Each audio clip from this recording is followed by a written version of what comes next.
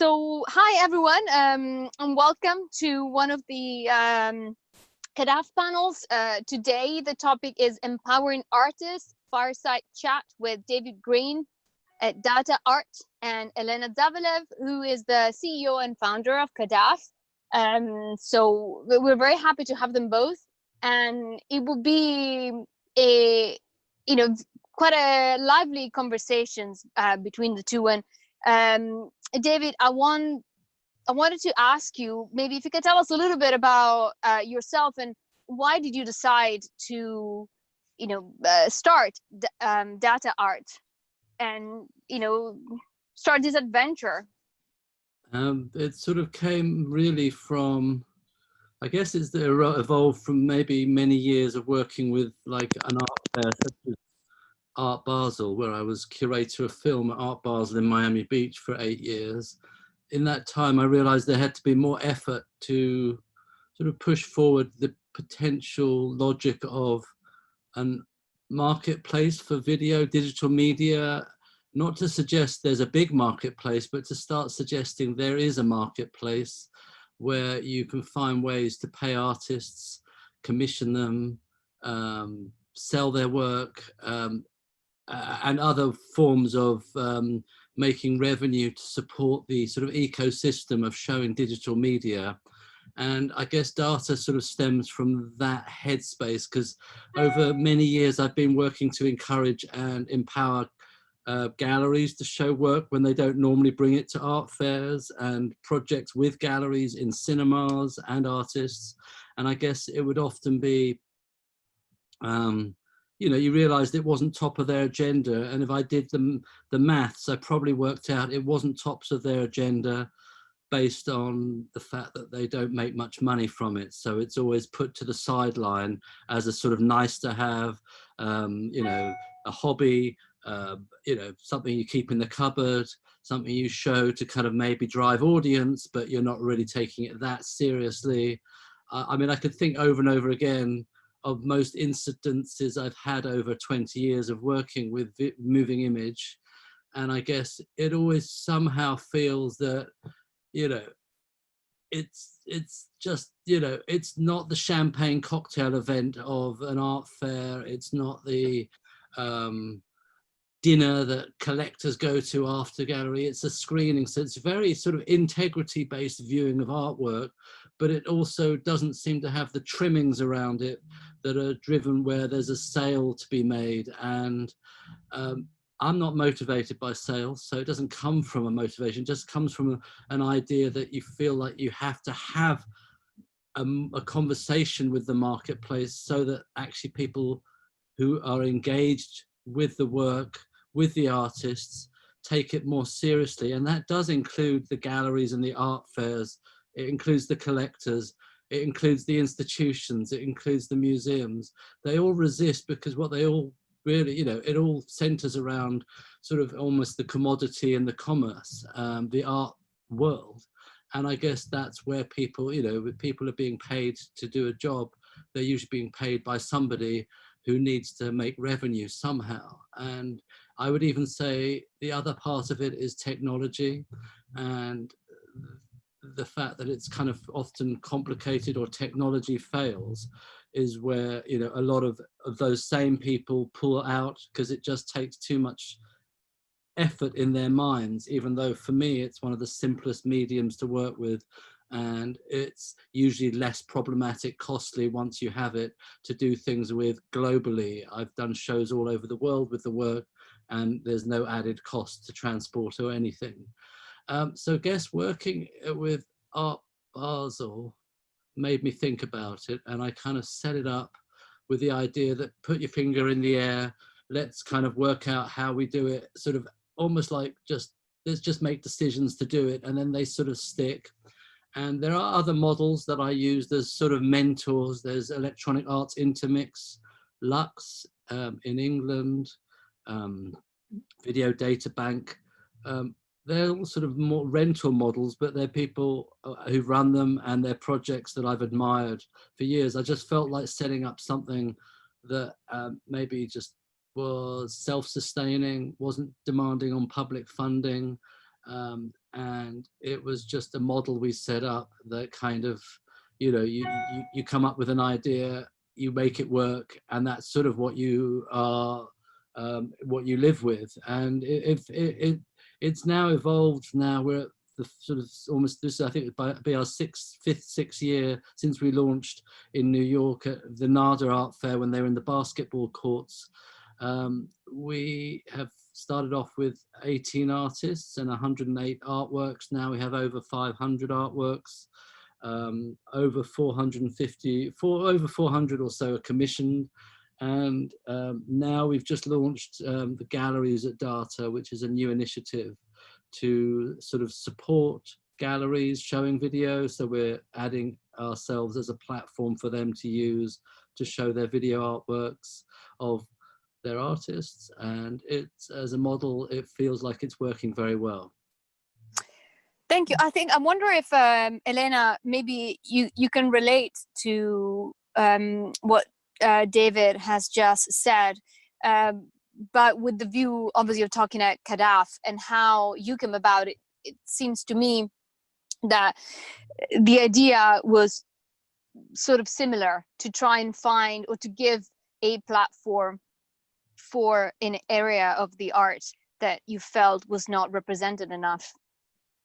Yes, absolutely. So our idea, our initial idea was, I guess, even a little more ambitious, because we wanted initially, and that's how we started, to give the platform for the digital artists and galleries a physical platform to show their art.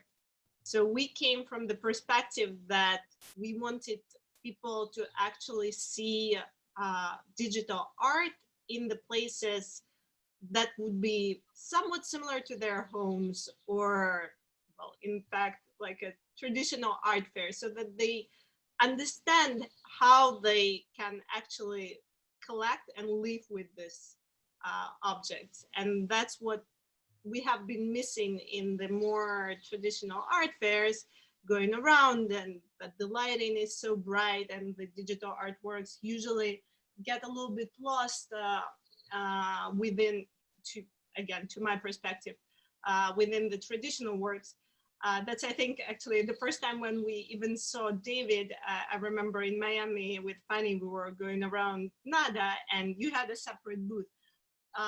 It was kind of a dark environment, but I think still it would be really nice to have a separate kind of place where the digital art would be shown and would have its own highlight. Then secondly, we thought that there is really not enough education going on around digital art. And as we worked with the New Art Academy on various events and conferences on art and technology, we have ourselves come across so many different mediums that we felt that the traditional art market community doesn't really know about, or knows about very vaguely or very superficially. So we really wanted to include the education about the digital art and all of its perspectives, from the most say avant-garde, or the most even things like blockchain art and CryptoKitties and all that things, which we feel was still important to show and for people to get educated about. So that's how really the idea came around, and we tried it twice. We hosted the event twice, in New York and in Miami, and we definitely saw a strong interest from both audience and the artists. And we saw the interest from the artists much more, or maybe another way to say it, artists were much more open to this kind of platform than the galleries were, because it seemed like the artists really have very limited way of showing their digital art physically in a nice setting, so that it's not like a very grungy sort of thing. And they really appreciated the introduction to the more traditional art market players. So all that, I think, worked very well. And I believe it can be extended further, much further. But you know, with the COVID situation, we have discovered a new sort of level of all of this initiatives going online. And we, since from the beginning we're dealing with digital art, we were always thinking, okay, we really want to be probably more digital, so we want to have a digital representation, but we didn't want to become another marketplace. So I really didn't want to become the next, Super Rare, or even, anything more art world related, because the idea, our most goal was still to show a very curated selection of artists and to give artists an opportunity to talk to each other and so on. So we really didn't want to become the marketplace, although I think that the marketplace function is very important, and we'll probably have it further on. But the most thing that we wanted to do is kind of to give people exactly this opportunity to feel as if they're in a physical space without being in physical space. And I know this is, again, a very ambitious goal, which we are just, scratching upon with our interactive features and the, the community functions. But I do believe it's possible. And I do believe that that's where the world is going to. That's where the younger generation, at least, they're so used to gaming and interactive features with everything. So I think it's a really, the direction that we'd like to take. But yes, so now we will see what happens. We have CADAF opening in a week, and it's really excited. It is. It is. And one of the things that really surprised me the most working with CADAF for a few months is how artists are so keen to be given, or artists working with new media art, to be given a voice and a platform, and they're very happy to, for example, also talk about their work, having the opportunity to have a conversation, participate to a panel. And I was wondering also, sort of, David, how do you choose the artist that you show on your platform, for example? Because I see the artists sort of out there that I've met so far within my experience at CADAF, and I think everyone is incredibly talented. Everyone is creating something incredible and is willing to share their experience 100%. So I was wondering, is that a difficult job that you have to, select artists? Not really, because our process is we're very much part of the, the art world ecosystem. So although it's not like one community, it's many, but it's also, there is an art world. And I guess we look to artists who are somehow been through, I'm not saying this is specific, and it's not having to be just like this, but they've been possibly through art school, they're sort of already being interesting to galleries, maybe featured in 1 or 2 art fairs, or more. And we're sort of aware of their work through gallery exhibitions, online exhibitions, other people's word of mouth, like other artists, curators, collectors, gallerists, museum allies. Very big believers in the ecosystem, and that, we're not a technology platform. We're showing artists who work with video, and we tried to set up a platform that was very straightforwardly working. Obviously it's built on technology, but it's, for me, it's the same as having a gallery space. In some ways, you've got a website and you're trying to make sense that you're showing work on it that makes sense for the medium that's showing it. And it's not meant to be led by the technology. It's led by the artists who work with that technology. And we try and find the simplest solutions to show it in the simplest way. I'm not a big fan of the big challenges to big projects, more like I leave that to you guys.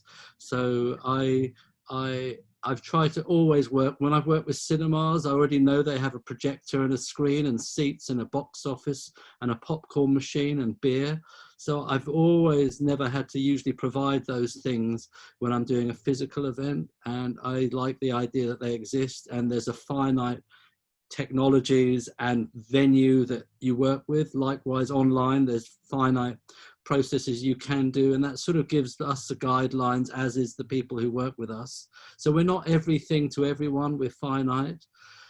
But the art world, I mean, I think it's more important to think about the ecosystem we're in. Like, there's lots of people who work with digital technology. It doesn't mean they're an artist. There's a sort of misguided thought that just because somebody calls themselves an artist doesn't mean they're a good one.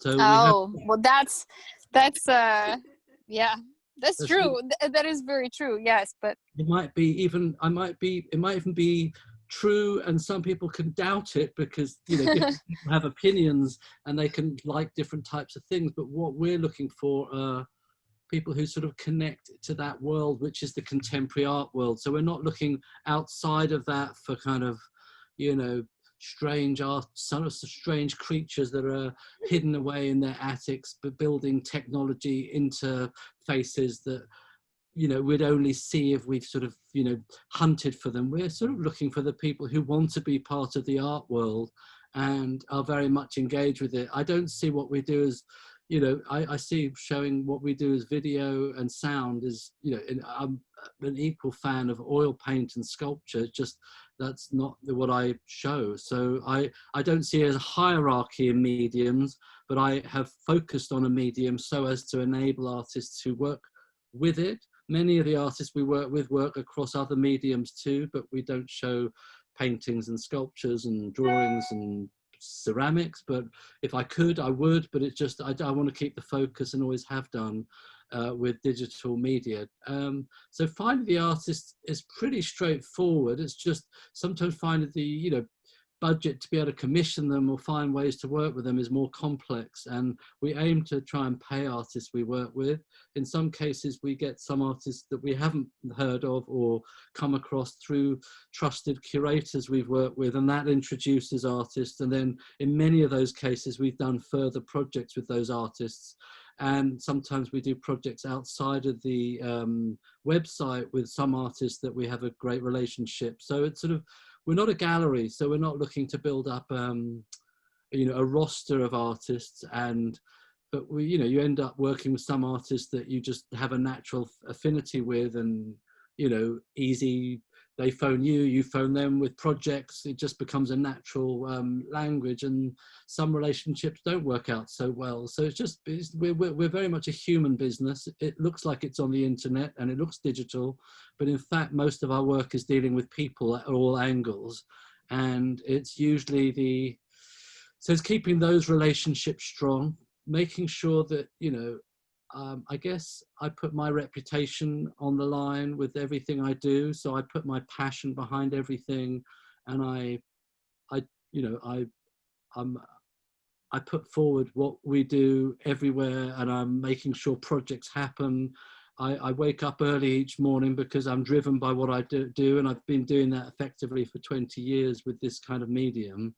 And it's sort of almost got more stronger. This funny period we've all been through, we set up galleries at Data during it, and it's sort of driven a whole new kind of passion and motivation to do something, you know, keep going. And it's very, you know, you sort of, some days I was thinking, why do I want to keep going doing the same thing when, you know, there's no money out there, there's no interest out there, there's weird stuff going on, there's horrible things going on, and there's really powerful protests going on that are really important, and we carry on doing this. But I also want to carry on doing something that I know I can deliver with, and try and put forward, you know, vision of a global platform that tries to show artists from all backgrounds, all genders, all races, all creeds, and from all parts of the earth.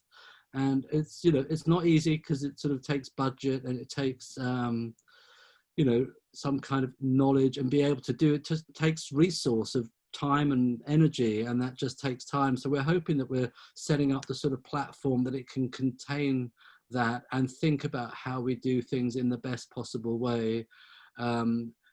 and accommodates as many people as we can. We're not going to please everybody. Some people, will not be happy with some things we do or how we do it, and you can't please everybody.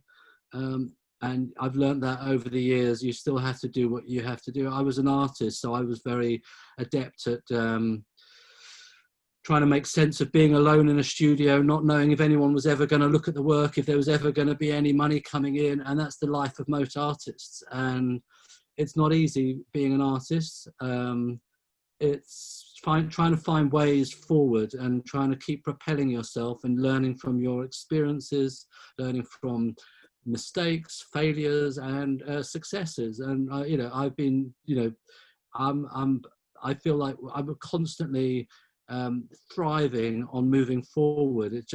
I have a propelling system that just keeps me making sure I try and do the best thing for the people we work with. I see what we do as a collaborative process to and all elements are equal. The art ecosystem, the artist is always, in my view, like paramount and the lead player. You have the galleries, which I think are really vital in this system. And I think it's something I wanted to sort of raise with you, because there is the issues around, artists working on their own with CADAF, artists. I've worked with artists ourselves. So what we have to do is provide the sort of backbone and integrity that the artists sit on our platform trusting us.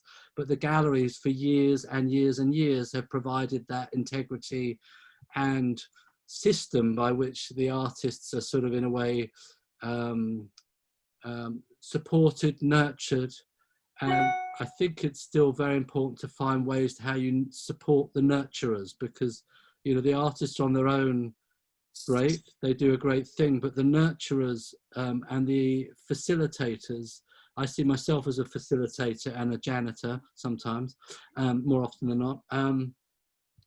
They need to be able to be there to hold the hand and be able to do things for the artists to make sure the work is shown as best as possible, and to find hopefully value systems that can mean that the artists and the ecosystem of the art world is sustained and sustainable. And so, it's empowering the galleries isn't just that, it's empowering the people who might collect work, view work, the museums, the students, the audiences. They all play their role, but sometimes some of those individual or groups get lost in the translation at sort of big, highfalutin art fairs where the sort of pressure is more on how much money you bring in. And there's then on the other scale, in the sort of more institutional or academic sides, it's sometimes the opposite, and it's like resists that, and it sort of wants to sort of often bite the hand that feeds it. And there can be there's protests going on all over the world about various different things, but there's our ways of being which can be done well, and sometimes it's just not nice, and it's like quite difficult to be an artist, to do what we do, full stop. And everyone's trying their best, I think, and when they're not trying their best, then they've got something to answer for. And if they're not trying to empower as many different people as possible, then I think they've got something to answer for. The art world's usually on side with that, and it's obviously not always going to get it right, but it also needs to be handled sometimes a bit more gently. It's not all aggressive kind of business process, and we're not all vying for the next big business and the big hedge fund and the big profit motive. And sometimes we put all our energies into trying to make things work to support that system, and we find the best ways. And it's not so that's again looking for artists. There's back to the question, you're sort of looking for people who tune in with that and who understand what you do and understand your place in the ecosystem. And if they get it with you, then you find a way of working together, you find natural chemistries. And if they don't, it's probably best to pull out early on in the process, because you're not going to please each other, because it's such a lot of energy for little gain, the art world in the main. Obviously at the top tier, there's a lot of people, and I don't mean top tier, it's the best tier. I mean economical top tier. There's a lot to be gained, but most art projects in the world have very little revenue support and very little, you know, profit motive. We're trying to find a profit motive that means that we can carry on commissioning artists and keep the project afloat. And that's kind of quite a basic need of most people's projects. Thank you. No, I think the question that comes to mind now is sort of for Elena, it will be, so where do you think in the art ecosystem we could place CADAF? Because there is obviously, you know, a commercial side to it, of course. That's also a way to support artists. But then there is also the educational part, but the impact part as well. So I was wondering if you could tell us maybe a little bit about what you think about how CADAF, you know, places itself into sort of this art ecosystem and this sort of support of the artist ecosystem, let's call it. Yeah. So first of all, one of the things that come to mind, the art that is being shown at CADAF is being shown by the artists, by independent artists, by the galleries, who sometimes, you know, sometimes artists intersect with with the independent, with the galleries that show them. We also show the art from the artist collective. So we have quite a few collectives that apply to exhibit at CADAF, and I find that really nice. The institutions, sometimes even educational institutions. So my overall thinking about it and our thinking about it is to give a platform to show the art to those who need it.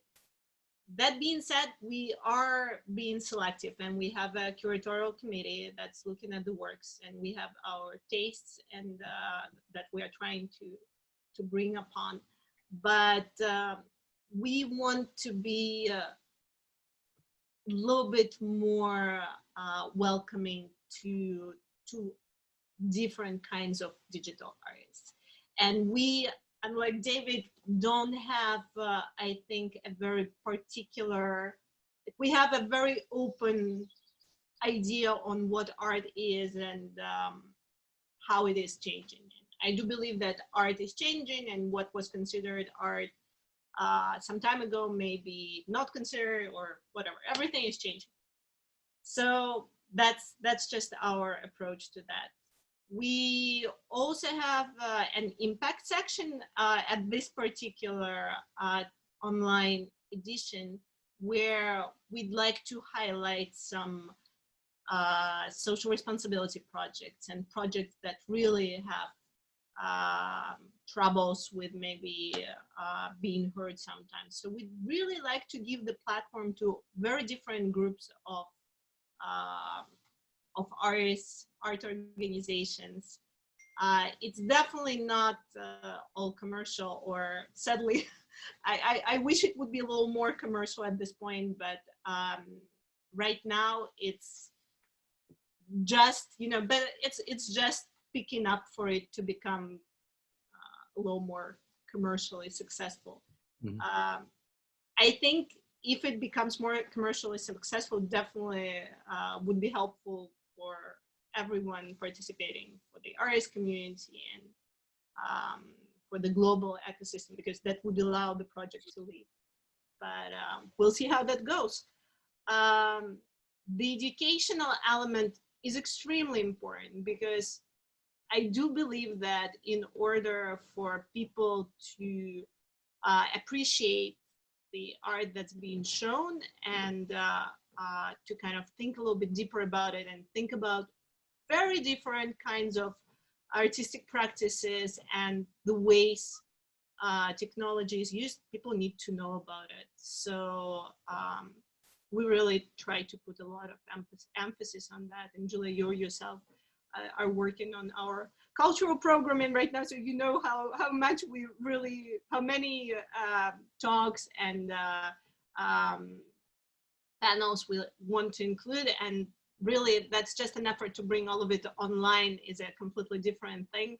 But we really want it to be educational. Yes, absolutely. No, I mean, not only I'm discovering also the various different institutions, whether it's new museums or different players in the art world that are excited about digital art or new media art. But as I said before, artists who are really keen to discuss their their paths and their growths as artists, to discuss their work. So I think the educational side is fundamental, and I don't know what David thinks about it.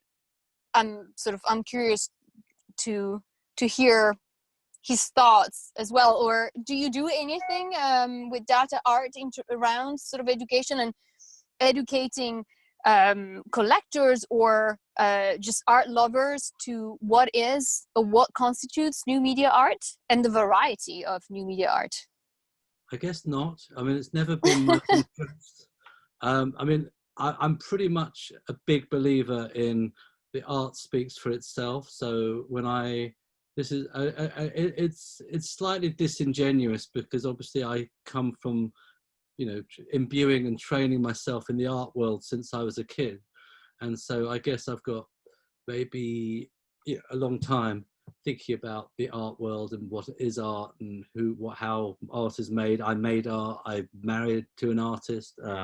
I have children who work in the arts. So for me and my ecosystem, the arts is pretty much self-explanatory of what is the aesthetics, what things look like, how they feel, and what they mean.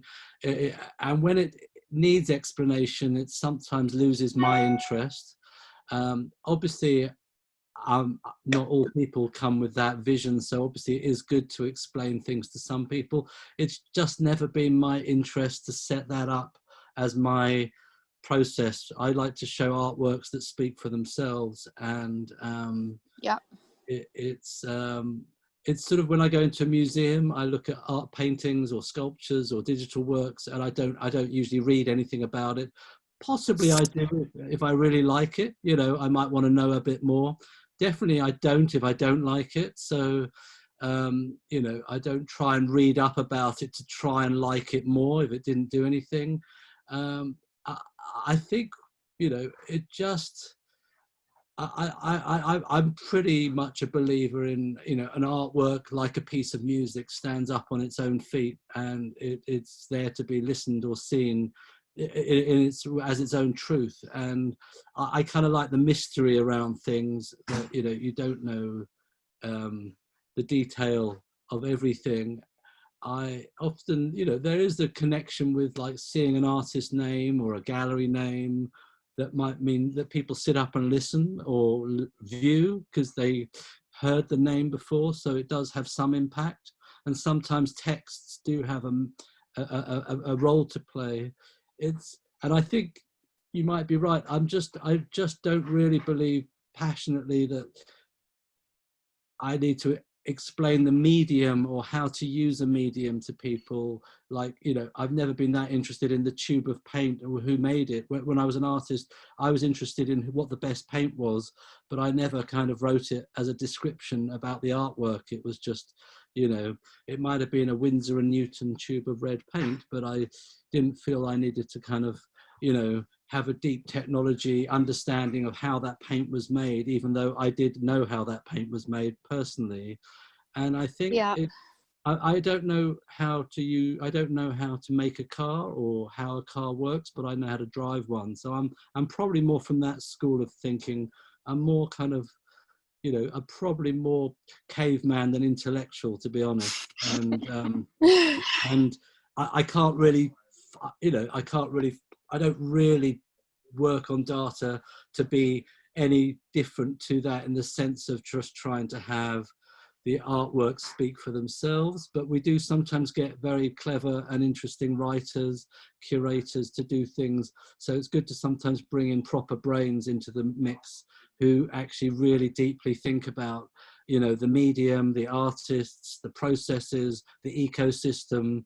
I mean, I might be a bit disingenuous to think I'm not, intellectual at all in this process, but I sort of operate on my own experience, and you know, I sort of operate on experience, and you know, that's how I sort of move forward. And it's you know, museums operate like you're discussing, you know, with like, you know, text on the walls and leaflets and documents. It's just that often takes a whole new kind of headspace to kind of create and provide that material, and Yeah, for sure. and a desire to do so. And I think, you know, I'm really not trying to be disingenuous by saying, you know, it's doesn't mean anything to me. It means a lot that I hope that people get something out of what we do and understand it. But I don't usually need much explanation when I surf around the internet, and when I go out in the street or look at the birds in the trees, you know, it all sort of speaks to me pretty consistently without explanation. But you know, some people have more different types of inquiry minds, and hopefully because we're on the internet, people can quickly search off and look up more about the artists, and we try and have enough information. It's just not led by information, and I'm not being disparaging to those that do it and use it, because I think that's really important. And the art school system is important, but you know, it doesn't mean it's perfect. And you know, sometimes I would say the best process even for artists is the experience of being part of the art world and making work and meeting people and doing things. Sometimes the kind of you know, the areas around it, it can inspire, but it's actually, if I'm nurturing artists, I don't necessarily need to know what books they've read. I want to show the work they've made from reading those books. So that's possibly where my brain comes from.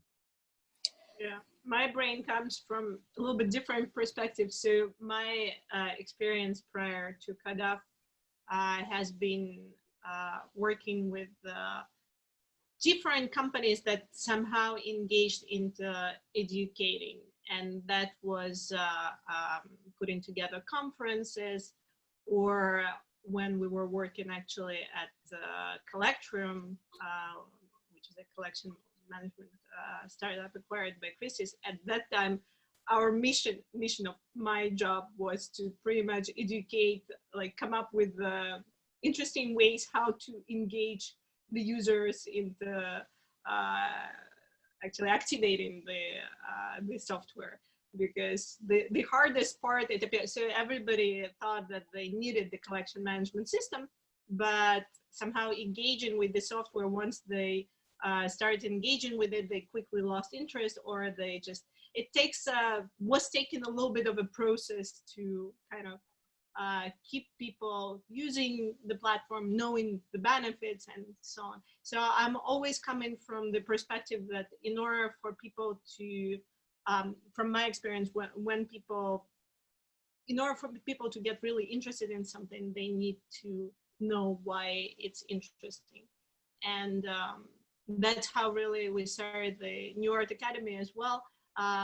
Was the idea that there were really very low resources online and offline for the art market professionals to learn about the very new or the new developments in the art world, besides at that point Sotheby's Institute and Christie's education courses. So we wanted to bring this kind of continued education to the art market community that I think they appreciated a lot, but then it got more on the artists and galleries side with CADAF. I mean, I've done over the years panels, talks. I do them all the time. I go into art schools. I'm very passionate about supporting artists, but I'm very passionate about supporting those people who want to enter into the art world to make the work. And they are they're the prime people I want to support. The people who, I'm often coming across the people who want to benefit from the artist and the art world. They're not that interesting to me. They're like, you know, going into a room filled with hedge funders who see a project and want to make money out of it. That doesn't interest me. And I'm being crass, but I'm not saying it's all bad. I'm just giving you a sort of either end of the spectrum. And I have done talks to big rooms of hedge funders and very wealthy profit-making individuals. And ultimately, I think most talks center around, you try and talk about things about the art ecosystems, and often the questions at the end is usually, how do you make money out of this thing?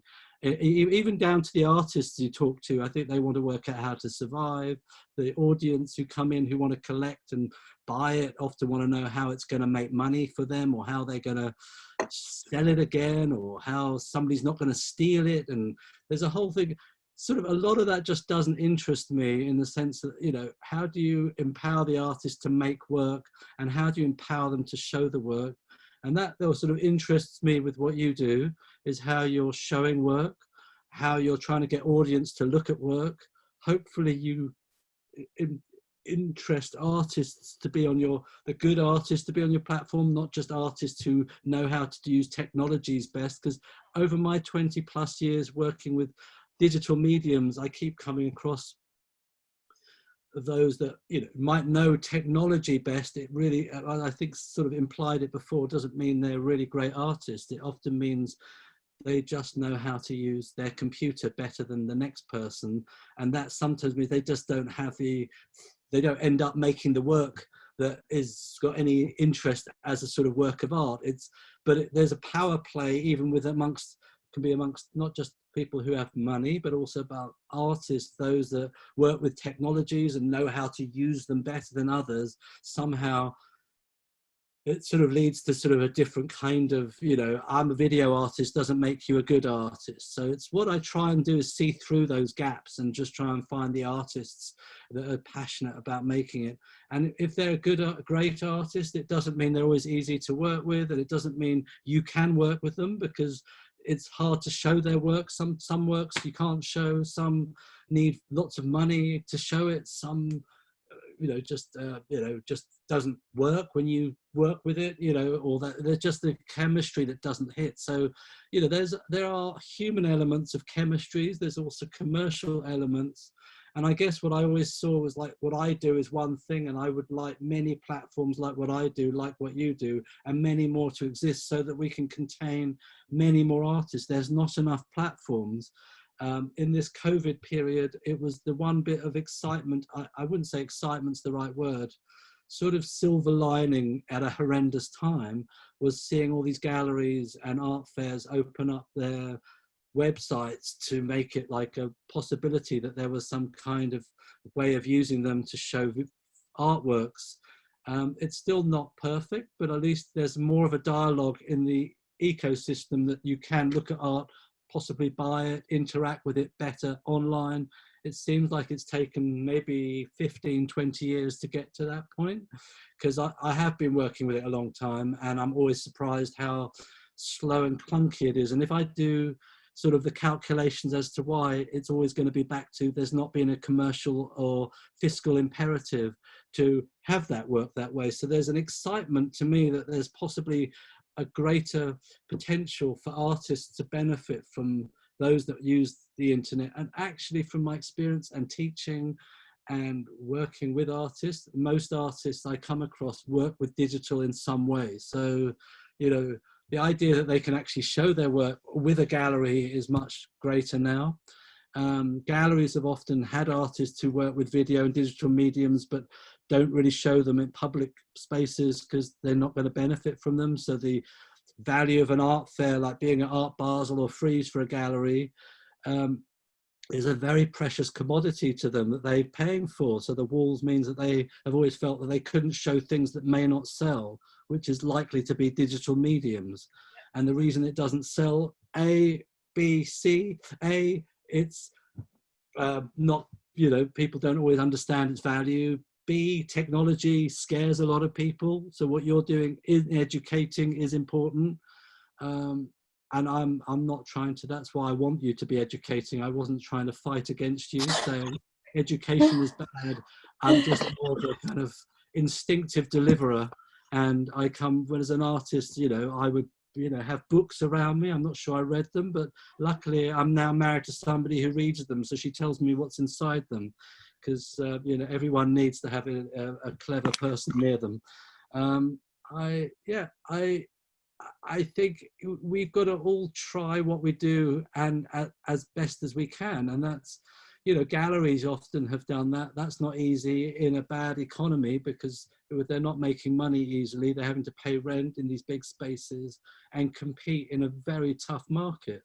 And there's not that many people buying art right now. So I think online is a great opportunity for anyone who does listen to what we're discussing. It isn't free and it isn't that cheap to do it, but it can be once you've set it up. And once you've set it up, you can show works globally very easily. We are global. I've often, you know, when I've done projects with art fairs, they've often put data editions London, and I always like wondered why. I'm not in, you know, the internet is not in London.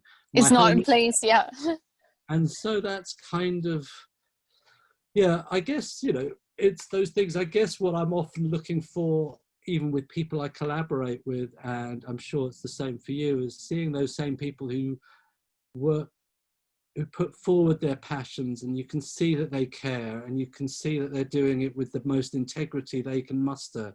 It doesn't mean it all turns out to be brilliant, but you know, you already trust them because they're doing something that's trying to make, you know, a world better in some way. I'm trying to support artists. That's my motive. It doesn't mean it doesn't always vicarious, because you can't always pay them and find ways to do things are not always easy, but that's my motive. And is other, you know, when you feel it. And I guess the art world, when you don't feel it, is very clear too, when you realize people are just involved because it's purely commercial to people. It's false. It's not the right world, but it does, those entities exist, and that becomes a very real world for people. But that's, you know, the artists, you know, have to sort of trust you and trust the ecosystems that they're part of. And when it just becomes purely about anything other than those integrity motives, then it becomes something I don't think I'm very comfortable with. So I try and keep that sense with what we do. And I've tried to do it even when I've worked with the biggest art fairs, by keeping a sense that this, not non-commercial, but this very difficult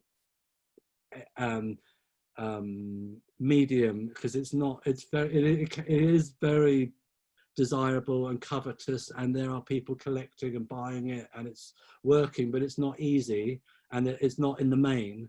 And I guess that's a kind of you know, trying to keep putting forward like the truth and integrity behind the works of art. I mean, the projects I used to do with Art Basel on this huge screen in Miami at the New World Symphony, and still did it last year with the Bass Museum, was you actually, for the only times often at an art fair, you literally can see people looking at works of art being, you know, for hours on end. You know, you can just see people sitting there where they don't do it at an art fair. They walk by, they want to be social, they want to kind of intermix with the gallerist, with other collectors and other people.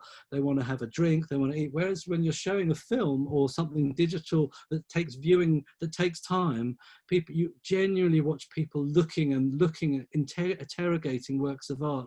So that's one of the things I've loved with what I do, is actually seeing artworks being really watched and viewed. And I see that now at biennials globally over the last many years, possibly even decades, where the video, the film, the sound works, even performance seem to be dominant. And then you walk into the art fair and there's a disconnect, and there's none of it, because it doesn't make sense in the current ways that the art fair has works. And now that hopefully is changing with what's really happened with the disasters of health crisis.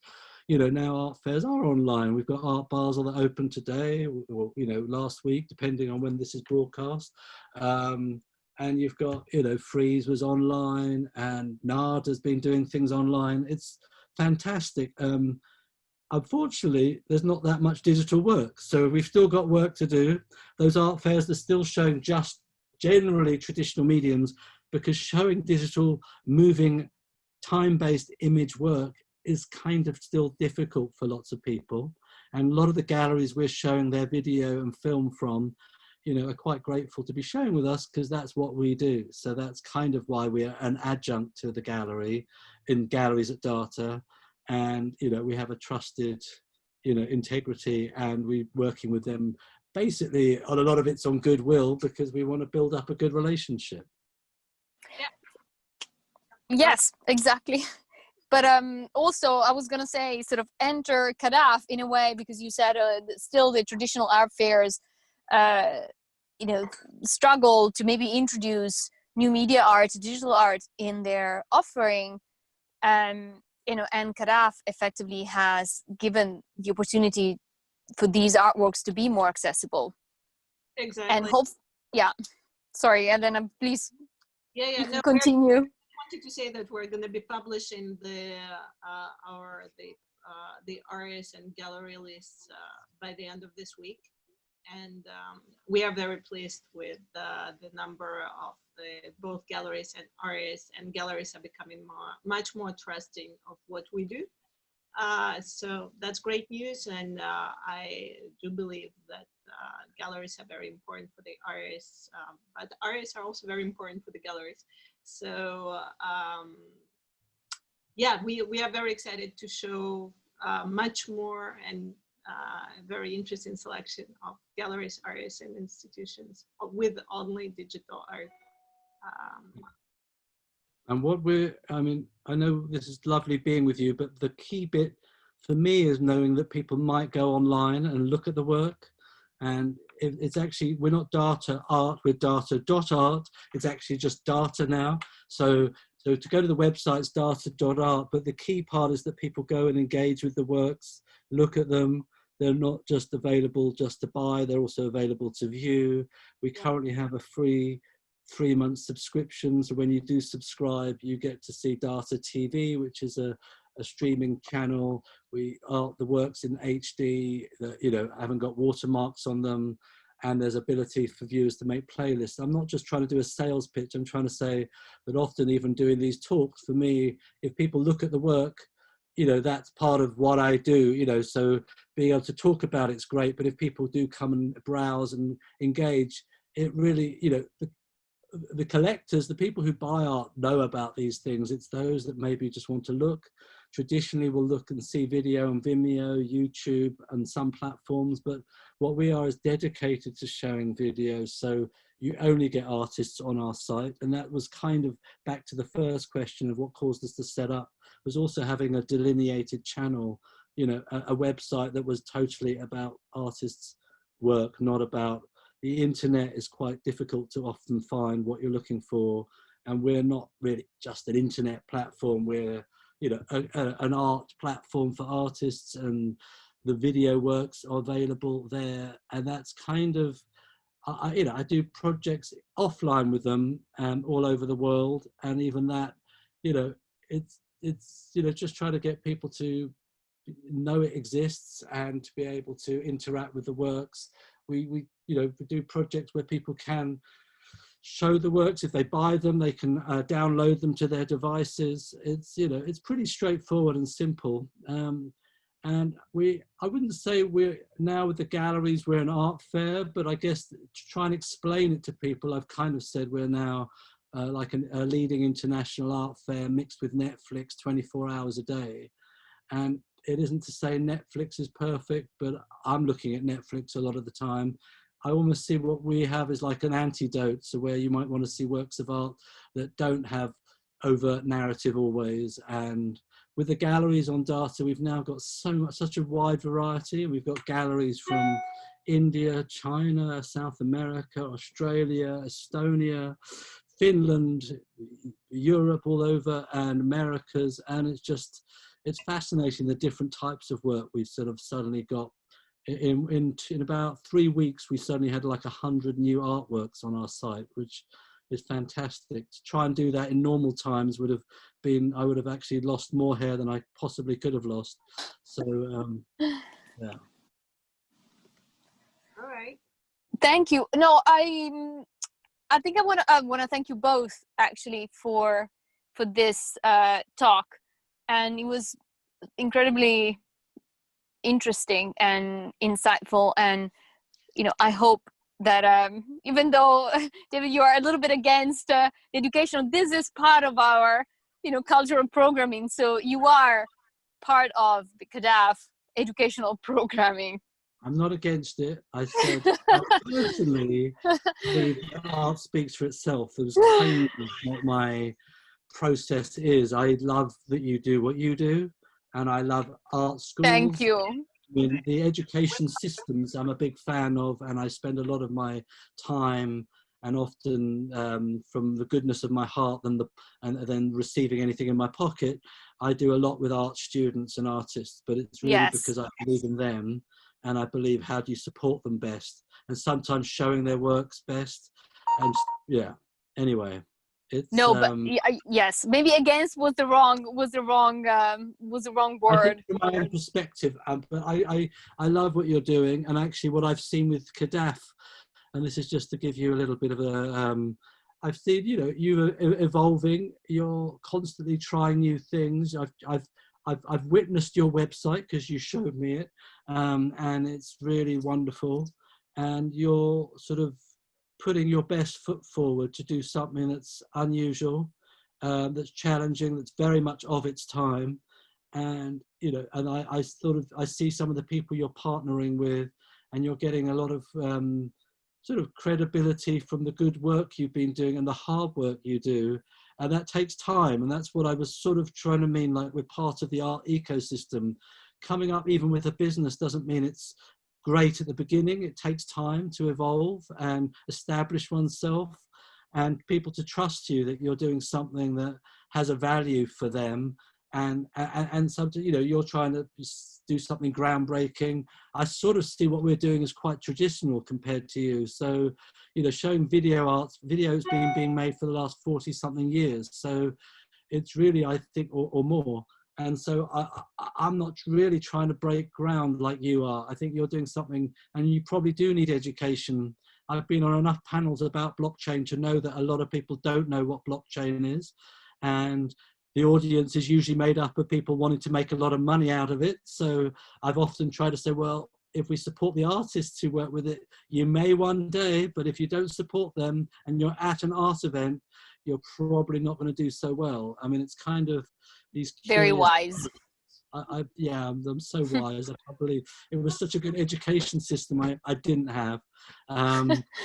No, it's, you know, also with VR, you know, it's difficult still. It's not finding a great profit motive. People doing things with VR, having headsets isn't easy, but there's a lot of people doing some amazing work with it. And I was just hearing a talk the other day by Paul McCarthy, who's worked with VR. And, you know, when you have great brains and artists like him, I sort of trust it, but I trust it more coming out of his mouth and abilities to engage with it than, you know, many others, because I just think, you know, he turns art from the weirdest stuff into great works of art. I mean, I'm not saying everything he does is perfect, but he's got the great sort of inventive soul and brilliance of an artist that can, you know, baffle you, bemuse you, anger you, and please you all in one go. And I think, you know, that's back to the artist working with the technologies. They make sense of it all, you know, and when they're good, it really works. And then people flock. I've watched the queues at VR installations